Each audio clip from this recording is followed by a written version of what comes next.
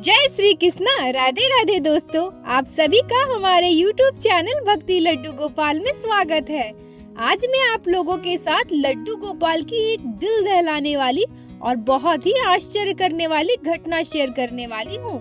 आप लोग सोच भी नहीं सकते कि लड्डू गोपाल के साथ कोई कैसे ऐसा व्यवहार कर सकता है, कोई कैसे लड्डू गोपाल की सेवा ना करके उन्हें खुद से दूर कर सकता है। आज की ये कहानी है भोपाल में रहने वाली स्वाति जी की। स्वाति जी कहती है कि शादी से पहले मैं ऑफिस में काम किया करती थी। जब मेरी शादी हुई तो मैंने अपने ससुराल वाले से कहा कि मुझे अपने काम को फिर से शुरू करना है, मैं ऑफिस में फिर से काम करना चाहती हूँ। मेरे ससुराल वाले बहुत अच्छे हैं, उन्होंने मुझे कभी किसी चीज से नहीं रोका, ना ही मना किया। उन्होंने कहा ठीक है, अगर तुम करना चाहती हो तो तुम कर सकती हो। मैं अपना काम दोबारा से शुरू की। अब मेरी शादी को 1 साल से ज्यादा हो गया है। एक बार हमारे ऑफिस वाले सबने मिलकर वृंदावन जाने का प्लान बनाया।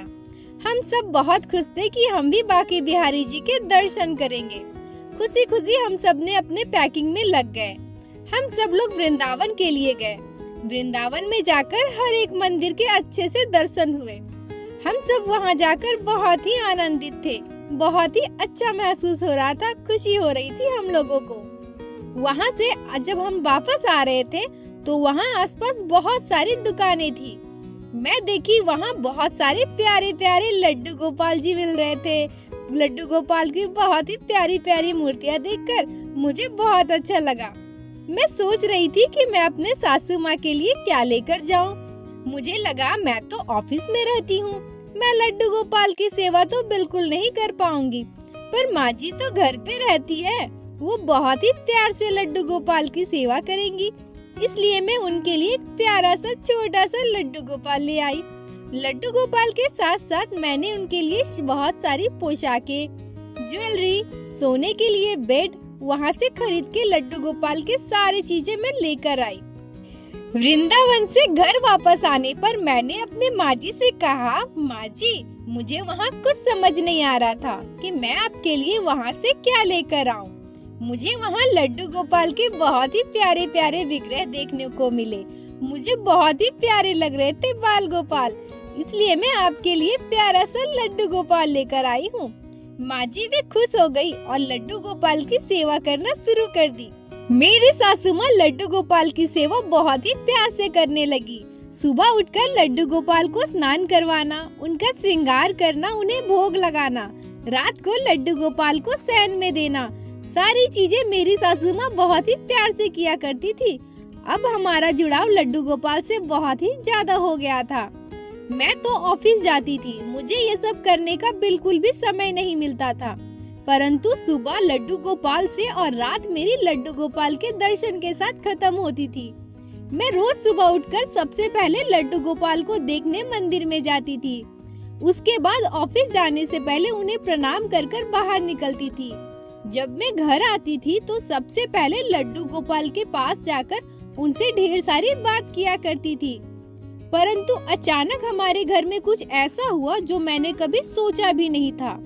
मेरी माँ जी ने लड्डू गोपाल की सेवा बिल्कुल ही बंद कर दी।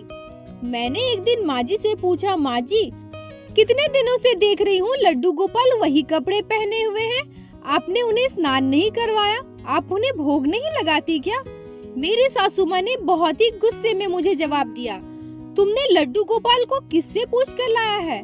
तुम्हें पता है ना मेरी तबीयत ठीक नहीं रहती, मैं इनकी सेवा नहीं कर सकती, मुझे खुद अपने काम के लिए समय नहीं मिलता, मैं लड्डू गोपाल को स्नान करवाऊं, भोग लगाऊं, उन्हें शयन में दूं, ये सब चीजें मुझसे नहीं होगी। मैंने कहा, माँ जी आप तो इतने प्यार से लड्डू गोपाल की सेवा किया करती थी, आज आप ऐसा क्यों बोल रही हैं? माँ जी ने मुझसे कहा, मेरी तबीयत ठीक नहीं रहती, अब मुझे रोज रोज ये सब काम मुझसे नहीं होगा, तुम लाई हो तुम ही समझो इनका क्या करना है, मुझे बस इनसे छुटकारा चाहिए।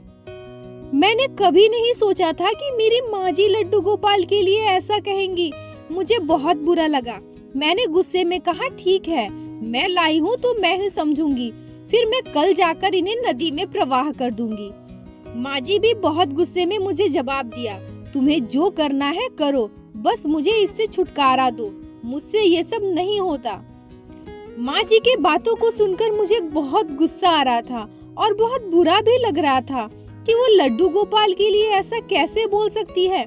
पर मैं भी क्या करती, मुझे भी सुबह ऑफिस जाना होता है, मेरे पास बिल्कुल भी समय नहीं होता है कि मैं लड्डू गोपाल की सेवा कर सकूं। अगले दिन ऑफिस जाते समय लड्डू गोपाल को बहुत ही दुखी मन से झोले में भर ली और साथ ही उनके सारे सामान को भी मैंने रख लिया। जब मैं नदी के किनारे पहुंची तो मैंने लड्डू गोपाल को झोले में से निकाला। मैंने लड्डू गोपाल से बहुत सारी बातें की। मुझे बहुत रोना आ रहा था, मेरे आंखों से आंसू नहीं रुक रहे थे। मेरे दिल में बहुत ही बुरा लग रहा था।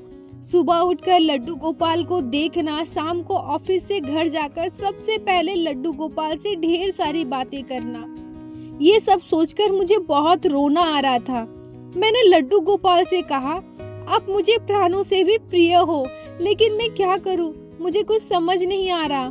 आज आपको खुद से दूर कर रही हूँ, ये सब मेरी ही गलती है। मैंने ही आपको वृंदावन से माँ जी से बिना पूछकर लेकर आई हूँ। आज मेरी वजह से ही ये सब हो रहा है। मैं ही अपने हाथों से आपको नदी में प्रवाह कर रही हूँ। मुझे माफ कर दीजिए, आज मुझसे इतनी बड़ी गलती हो रही है। मैं इतना बड़ा पाप करने जा रही हूँ। मैं लड्डू गोपाल को हाथ में लिए रो रही थी। रोते रोते मैं बोली, हे राधा रानी, आज से लड्डू गोपाल की जिम्मेदारी मैं आपको सौंपती हूँ। आप इनका अच्छे से ख्याल रखना। मेरे लड्डू गोपाल जहाँ भी रहे बहुत ही अच्छे से रहे, इनकी सेवा अच्छे से हो। इतना कहकर मैंने जैसे ही लड्डू गोपाल को पानी में प्रवाहित करने के लिए हाथ उठाया, किसी ने पीछे से मेरा हाथ पकड़ लिया। मैं पीछे पलटकर देखी तो एक 14-15 साल की लड़की खड़ी थी। मैं उससे बोली, क्या हुआ, तुमने मेरा हाथ क्यों पकड़ लिया? वो कहने लगी, आप क्या कर रही थी? लड्डू गोपाल को नदी में प्रवाहित कर रही थी क्या? आप ऐसा क्यों कर रही हैं?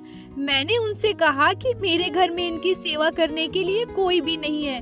मेरी माँ जी बीमार रहती है और मुझे ऑफिस जाना होता है। इनकी सेवा मेरे घर नहीं हो पा रही है, इसलिए मैं इन्हें नदी में प्रवाहित कर रही हूँ। उस लड़की ने मुझसे कहा कि अगर आपको एतराज ना हो तो आप लड्डू गोपाल की सेवा मुझे दे दो, मैं उनका बहुत ही अच्छे से ख्याल रखूंगी। मैं उस लड़की से बोली कि तुम करोगी लड्डू गोपाल की सेवा?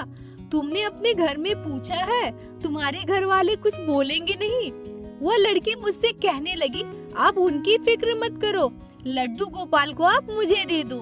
मैं बहुत ही प्यार से इनकी सेवा करूंगी और इनके साथ हमेशा रहूंगी। मैं भी मन ही मन खुश हो गई कि चलो अब मेरे लड्डू गोपाल को पानी में विसर्जित नहीं करना पड़ेगा। यह लड़की जब कह रही है तो लड्डू गोपाल की सेवा अच्छे से जरूर करेगी। मैं भी खुशी खुशी लड्डू गोपाल को उनको दे दी और उनका सारा सामान भी मैंने उस लड़की को दे दिया। मैंने कहा, मेरे लड्डू गोपाल की अच्छे से ख्याल रखना। उस लड़की ने मुझसे कहा कि आप परेशान ना हो, मैं उनका अच्छे से ख्याल रखूंगी। लड्डू गोपाल मुझे मेरे प्राणों से भी प्रिय है। उस लड़की की बात सुन के मुझे बहुत अच्छा लगा, मुझे बहुत खुशी हुई। फिर मैं ऑफिस चली गई। दोस्तों, अब आप लोगों को लगता होगा कि यहाँ पे राधा रानी की कृपा कैसे हो गई, कौन सा चमत्कार हुआ यहाँ।